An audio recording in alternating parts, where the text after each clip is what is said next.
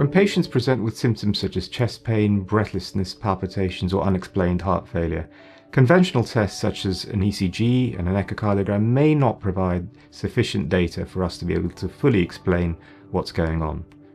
That's where cardiac MRI steps in. Cardiac MRI is considered the gold standard imaging modality to assess heart structure and function, and critically to provide information on tissue characterization. By that I mean what the heart muscle is made of. Is it scarred? Is it damaged? Is it inflamed? Cardiac MRI plays an increasing role in a majority of our patients presenting to our clinic. It is critical in helping us to understand and diagnose a range of conditions including cardiomyopathies, which are a form of heart muscle disease, as well as myocarditis and pericardial disease.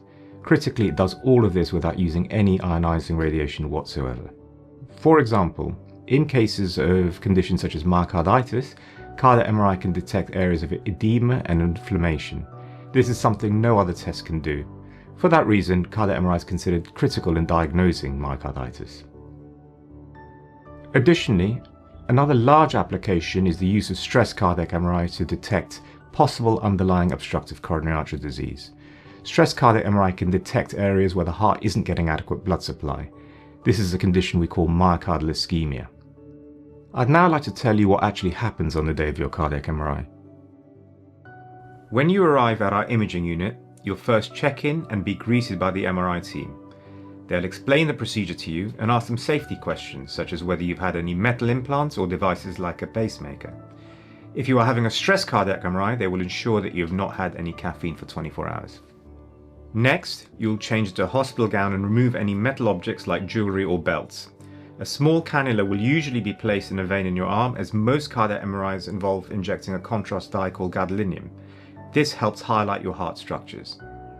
You'll then lie on a flat table that slides into the MRI scanner, which looks like a large tunnel.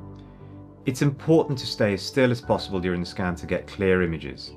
The scan is painless, but the machine can be noisy.